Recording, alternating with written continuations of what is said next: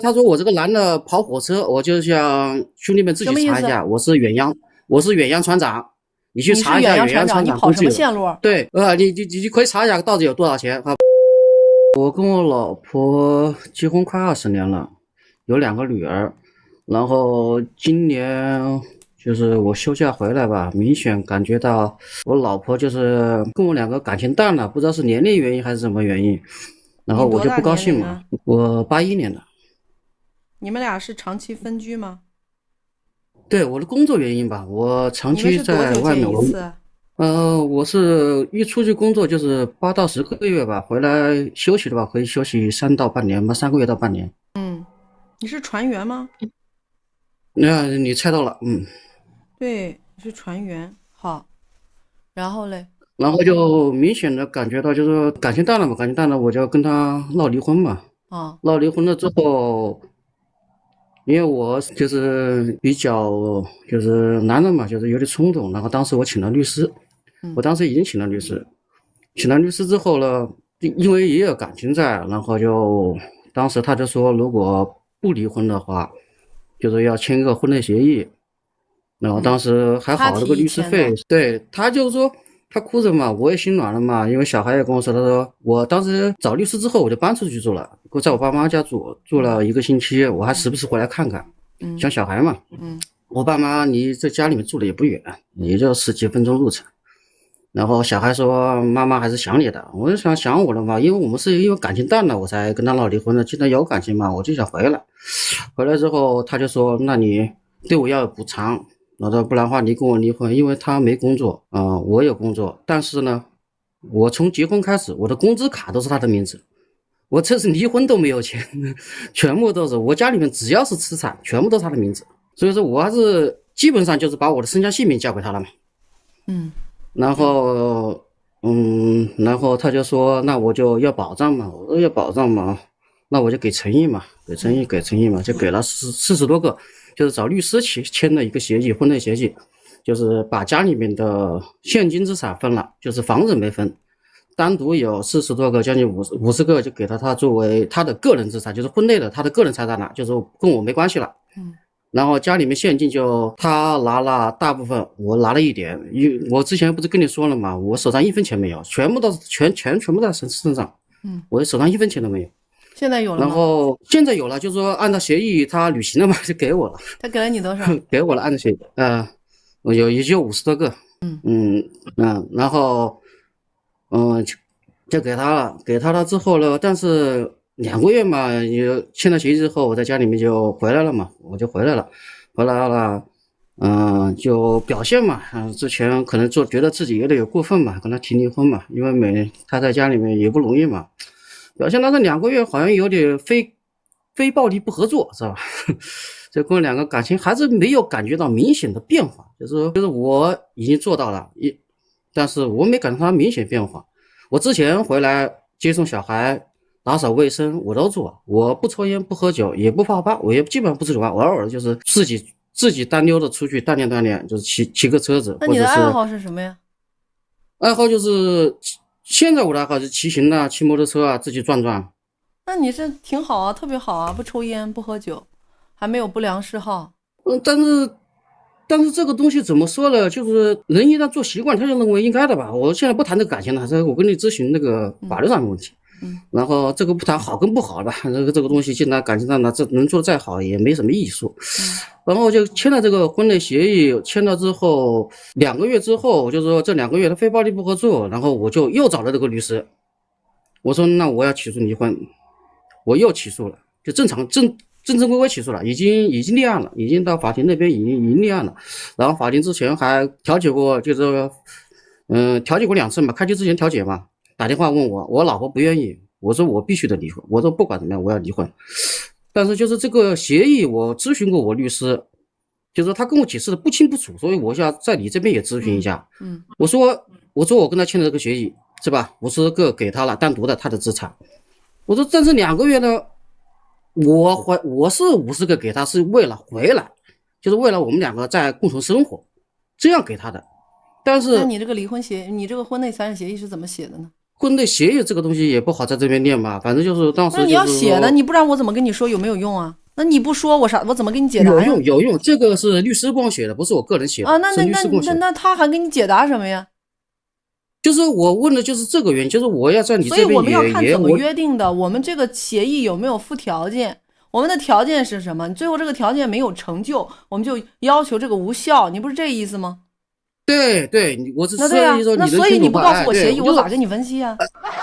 啊，我说你说哎这个不便念，你就说有没有效吧？那我说句不好听的，那我知道你怎么约定的呀？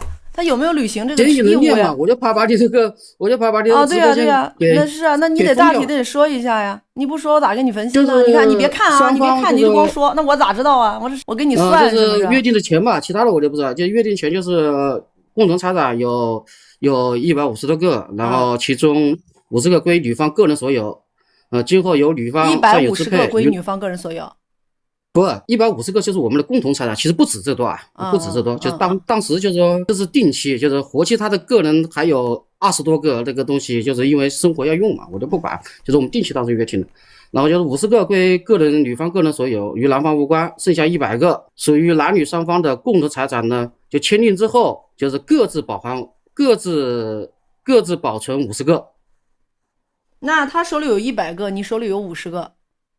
对，他手里不止，他手里有120个兄弟。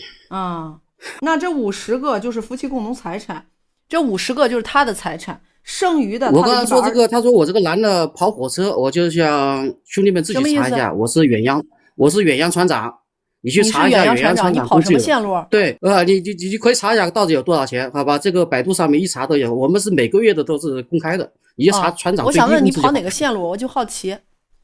远洋什么线路都跑，欧洲、非洲、美国我们都。你们是船是吗？对，船。从哪起航？这个东西不一定，也不定。你一般从哪起航？一般的这个东西也不定，就是公司安排在哪里上船就在哪里上船。你从哪上船比较多？国内上船比较多。国内从哪开始？哪个港走？连云港、广东？不，上海啊，还有这个东西不定，这个东西不定。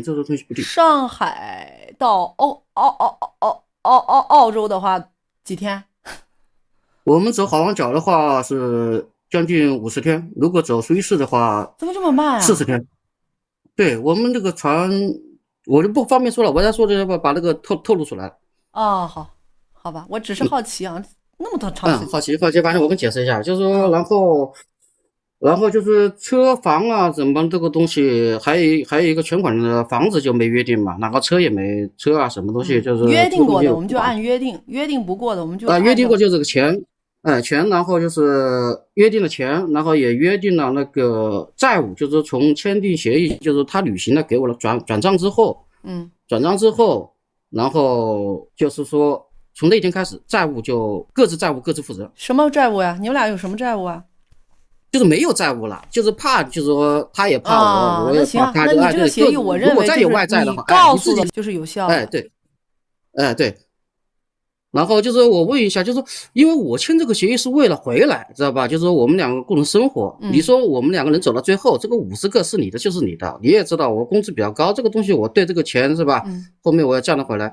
但是就是2个月之后，2个月回来还是这样，我还是申请了离婚。那你就没有写条件。我们这个条件是什么？你就没写在协议里，你这个协议有一点点漏洞，你没有把这个写在里边。这是第一点，就是那我就这个没写协议写，那就是说律师跟我说的也是对的，就是说你们申请那个50个就没法上法庭去说，就是说申请这个无效。你可以说一下我们这个协议在什么样的条件下签订的？因为当时那个律师也是这样跟我说的，他说你不能。就是我老会说了，你也说怕这个我签了协议什么的反悔，就是你不能以离婚为目的签协议。没有让你离婚，你可以不那么写，你可以写双方感情的问题，就是你不可以说离婚，但是你可以说2个人和好，就是比如说我由于我的工作是什么情况，现在双方之间的感情出了一些问题，我们可以不以离婚，但是我们是说双方之间的感情出现了裂痕，这些是可以写的。反正就是这个东西，我就是为了上来，就是第一个我确认一下，就是那个律师跟我说的是不是有，你这50万就是他的了，这个第一点。对，好，这个东西我就不说了。然后还有一个，后来我发现，因为是休息时间比较长嘛，公司一直安排我说我一直等着开庭，你也知道申请那个开庭，正好也是年底，一直拖着在，但是后来他不愿意，律师说他不愿意的话，那第一次开庭就基本上没什么效果嘛，那肯定是等二次开庭。等二次开庭的话，那我就说那第一次结束了。等二次起诉。对，那我就可以再上去上传嘛，这就是赚钱嘛，我不能一直待在家里面，也没意义，这耗着，一直耗着没意义。那么我就说我跟咨询律师，然后我说我要如果上去的话，那我从现在开始，因为现在我还在家里住着，我跟他还在睡在一张床上面，可能他看到我二次起诉之后要对我好了，知道吧？是按照这个律师说法，就是说他觉得你还是很好的，然后就是我问律师，我说如果说我上班之后，那么这段时间，因为这段时间我是不准备再转工资了，以前工资卡都是他的名字，后来我因为找律师的时候，我家里面我手上1分钱没有，我就赶快给公司打电话，公司里面还压了我1个月的工资，知道吧？我就把所有的全部涨到我名下了，然后公司打给我的最后1个月工资。现在就是工资卡就是我的名字了，再不可能是他的名字了。就是我不给他钱，就是我到时候因为还有二次开庭嘛。可以的。二次开庭的话，就是说，我说这段时间就是我上传到这段时间我不给他生活费，但是他手上有嘛，我不是说嘛，他手上还有10几个嘛，将近20个嘛，10几个嘛。不是有120个吗？他用也是吧？对，他也用也够了。我说他如果就是到时二次开庭，他就申诉这段时间的费用，我是不是要1人1半？后来律师又是这样告诉我的，他说你可以不用管。什么的费用1人1半？就说生活费1人1半。